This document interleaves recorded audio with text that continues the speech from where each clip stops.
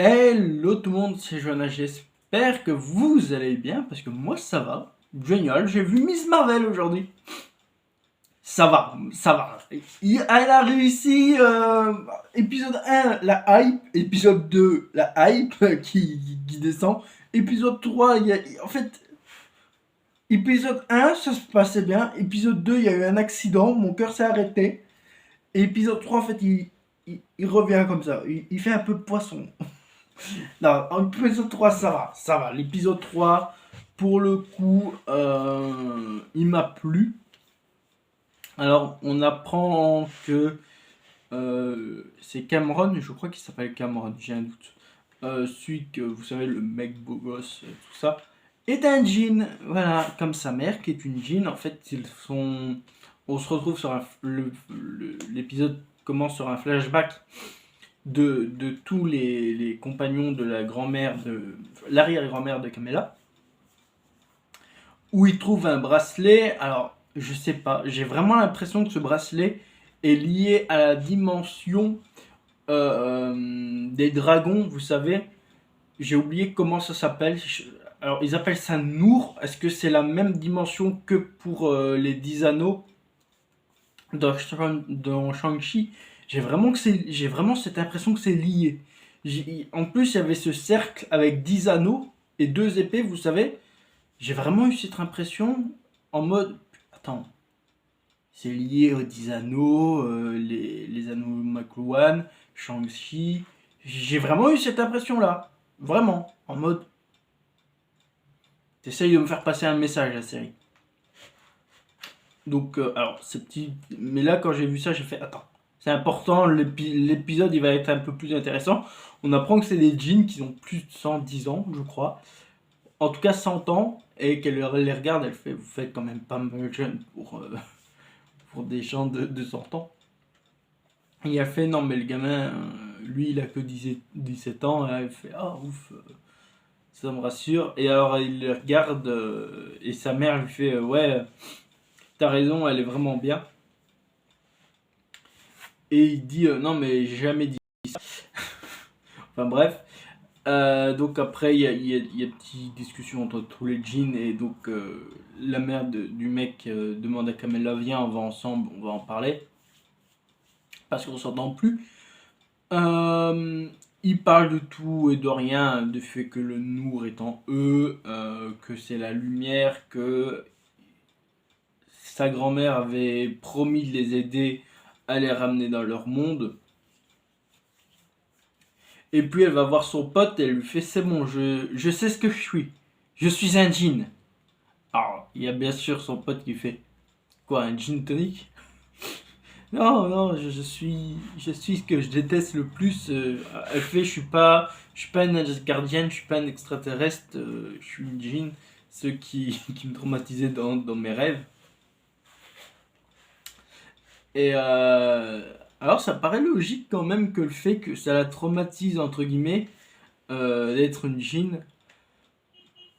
Parce que ben, apparemment, ça en est une, elle aussi. Mais elle fait, ouais, il y a les histoires de fantômes et les djinns, mais sauf que les djinns, c'est plus horrible parce que c'est des vraies histoires. Euh, C'était pas mauvais, après, voilà, c'était pas mauvais, mais. Alors, il y a Damage Control, on sait que ça, c'est bon. Au moins, je suis sûr que c'est l'organisation qui était liée à Spider-Man, parce que c'est la même qui est intervenue pendant No Way Home, qui vont toujours dans les mosquées en mode ouais, on recherche une humaine améliorée. Donc voilà, ça continue la recherche de Kamala, où ils étaient pas loin de la choper hein, dans cet épisode, parce que bah le fait qu'il se passe quelque chose pendant le mariage, c'était pas banal. Alors le mariage de son frère est parti à la catastrophe, hein, parce que quand même les djinns sont venus la chercher. Hein, elle lance l'alarme incendie pour pouvoir les combattre. Alors, elle n'est pas tout de suite prête à les combattre, elle essaye plutôt de les esquiver. Mais Bruno, je crois qu'il s'appelle Bruno, j'ai un doute, j'ai vraiment un problème avec les prénoms. Mais Bruno se prend un coup, donc décide de le défendre. Et je crois que c'est vraiment Cameron. Cameron vient l'aider en se liant contre les djinns, donc contre sa propre mère. Et ouais, le fight est pas mauvais. Le fight est pas mauvais. Mais voilà, c'est vraiment. La série est pas mauvaise, l'épisode est pas mauvais. Mais le fait que c'est un combat, en fait, t'as l'impression qu'ils sont comme ça, qu'ils switchent. Parce que, ben oui, Kamala doute, parce que elle sait pas si elle doit faire le bien ou le mal. Enfin, elle sait pas si faire le bien comme elle le fait, c'est bon pour sa communauté. Parce que Damage Control est vraiment sur le dos des musulmans. C'est les États-Unis, donc pour eux, tous les Arabes sont des terroristes. C'est triste, mais c'est comme ça, parce que ben là, tu vois que tu as une musulmane qui a des pouvoirs mutants. Ils disent améliorés, on sait que c'est des pouvoirs mutants ou inhumains, comme dans les comics. Là, ils font déjà que le FBI est déjà sur eux. Là, non, c'est Damage Control. Et son père comprend. En fait, elle parle à son père et elle fait ouais, comment on peut devenir mieux euh, pour faire le bien en fait. Et il lui dit c'est pas comment, c'est en faisant des actions qu'on fait le bien. En plus, sa meilleure amie devient au pouvoir de la mosquée entre guillemets. Elle est dans le comité, donc t'es en mode d'accord. Et ouais, en fait, c'est ça le problème, c'est qu'elle sait pas si elle doit utiliser ses pouvoirs. Elle veut aider les djinns, mais il y a un risque que, ben, si avec si ça a un risque d'une explosion solaire, ça fait chier quand même. Euh, mais ouais, là j'ai vraiment l'impression que les djinns ils ont juste vrillé. Ou alors j'ai raté un truc dans l'épisode, mais j'ai vraiment l'impression qu'ils ont vrillé comme ça d'un coup pour récupérer le bracelet. Alors oui, je comprends qu'ils veulent retourner dans leur monde. Mais vriller pour vriller, s'en prendre à elle en mode bah, Kamala elle pourrait rendre le bracelet, je sais pas. Enfin, non. Ils essayent pas de discuter, ils essaient d'abord de lui péter la gueule. Logique, hein, c'est. Moi aussi, quand je vais au magasin, je pète la gueule à des gens pour récupérer des trucs. Voilà. C'est peut-être pas un bon exemple, les magasins. Parce que c'est pas acheter, j'essaye pas de l'acheter. Je sais pas, je sais pas ce que je pourrais dire. C'est comme, voilà, je vais avec mes colocs, c'est comme mon coloc tient le sucre. Bah, à la place de lui demander gentiment qu'il me passe le sucre, je lui éclate sa tête et je prends le sucre. Bah, le pauvre, il voulait juste un sucre dans son café, lui aussi. C'est vraiment des exemples de merde. Euh, c'est un truc, des exemples incroyables. Ouais, non. Alors, un moment, Damage Control arrive. Donc, tout le monde se fait arrêter sauf Kamala et Bruno qui arrivent à s'enfuir.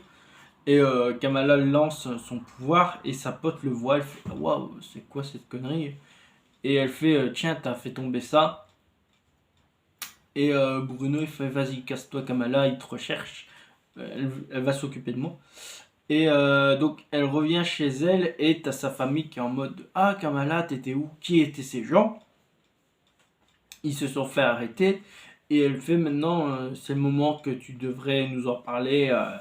C'est le moment, c'est important. Tu peux tout nous dire. Et en fait, elle fait je peux pas. Je peux pas vous en parler. Donc elle se couche. Enfin, elle monte, elle va se coucher dans son lit. Elle a l'appel de sa grand-mère et qu'elle fait ouais, tu dois venir avec ta mère.